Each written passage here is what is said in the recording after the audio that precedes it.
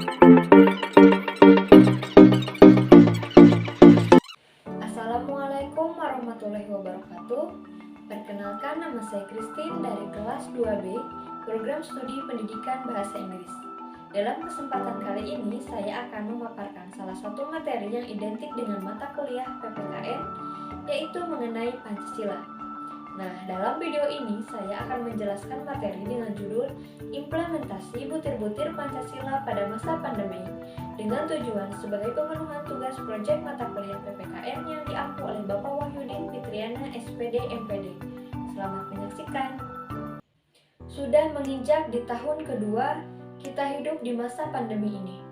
Bukan hanya terjadi di Indonesia saja atau di Cina saja, akan tetapi di seluruh negara di bumi ini.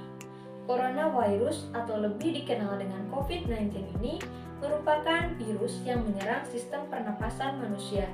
Virus ini menyebar melalui udara dan air liur. Semenjak ditemukan pertama kali di Wuhan, Cina, yang kemudian menyebar ke segala penjuru dunia, virus ini sudah membawa banyak sekali dampak perubahan di lini kehidupan manusia, seperti adanya karantina wilayah atau lockdown yang menyebabkan kegiatan ekonomi hampir terhenti dan goyah. Hal ini tentu membuat semua orang terpukul, terutama para suami, para ayah, atau anak rantau yang menjadi tulang punggung keluarga karena mereka seperti tidak bisa bergerak untuk mencari nafkah. Lalu, apa hubungannya Corona dengan Pancasila dalam pembahasan kali ini? Baik, jadi begini, sebagai warga negara Indonesia yang berideologi Pancasila, bagaimanakah pandangan Pancasila terhadap persoalan pandemi ini? Mari kita bahas contoh penerapan atau implementasi tiap butir Pancasila pada masa pandemi ini. Sila pertama berbunyi, Ketuhanan Yang Maha Esa, yang dilambangkan dengan bintang berwarna emas. Penerapan sila pertama di masa pandemi sekarang, misalnya, sebagai warga masyarakat yang beragama, tentunya kita harus tahu bahwa segala sesuatu itu datangnya dari Sang Maha Kuasa. Jadi kita harus mengembalikan atau mengadukannya kembali kepadanya dengan cara semakin rajin beribadah menurut kepercayaan masing-masing, menyadari mungkin ini menjadi sebuah teguran atas kelalaian kita selama ini. Tak lupa kita senantiasa selalu bersyukur ketika kita tinggal di zona hijau atau masuk kategori aman dari virus corona. Ini merupakan sebuah nikmat yang luar biasa. Dan jangan lupa untuk saling mendoakan keselamatan bagi saudara kita yang lain. Selanjutnya, sila kedua, yang berbunyi kemanusiaan yang adil dan beradab, yang dilambangkan dengan rantai. Bagaimanakah cara penerapannya?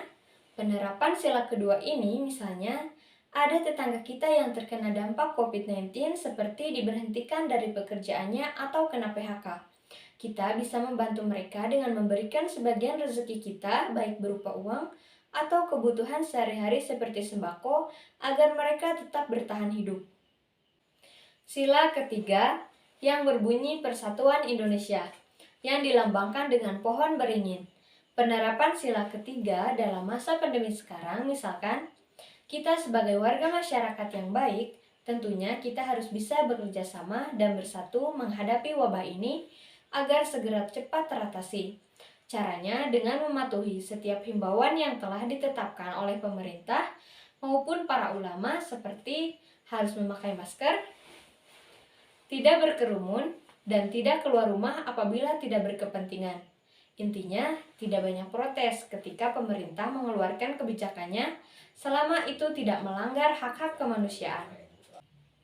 Sila keempat, yang berbunyi kerakyatan yang dipimpin oleh hikmat kebijaksanaan dalam permusyawaratan perwakilan, yang dilambangkan dengan kepala banteng. Penerapan sila keempat pada masa pandemi sekarang misalkan, ketika pemerintah menganjurkan kita untuk selalu mematuhi protokol kesehatan dan melaksanakan WFH atau SFH, itu tak lain merupakan hasil dari sebuah musyawarah atau kesepakatan yang telah diambil oleh pemerintah dan para pakar kesehatan sebagai upaya penanganan wabah corona ini. Kita sebagai warga negara yang baik harus menghargai kebijakan tersebut dengan cara menjalankannya, karena pemerintah pasti akan mengambil langkah terbaik dengan penuh pertimbangan. Sila terakhir yaitu sila kelima yang berbunyi keadilan sosial bagi seluruh rakyat Indonesia yang dilambangkan dengan padi dan kapas. Penerapan sila kelima di masa pandemi ini salah satunya dengan melaksanakan hak dan kewajiban secara seimbang. Misalkan, semua orang memiliki hak untuk melakukan apa yang mereka inginkan, seperti jalan-jalan, nongkrong di kafe, ke mall, dan sebagainya. Tapi kita juga harus sadar bahwa ada kewajiban yang harus kita laksanakan. Apa itu?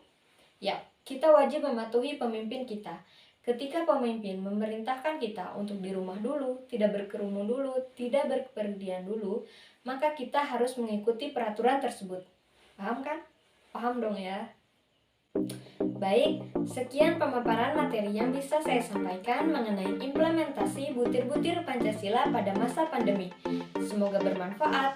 Terima kasih sudah mau mendengarkan sampai selesai. Tetap jaga kesehatan ya. Wassalamualaikum warahmatullahi wabarakatuh.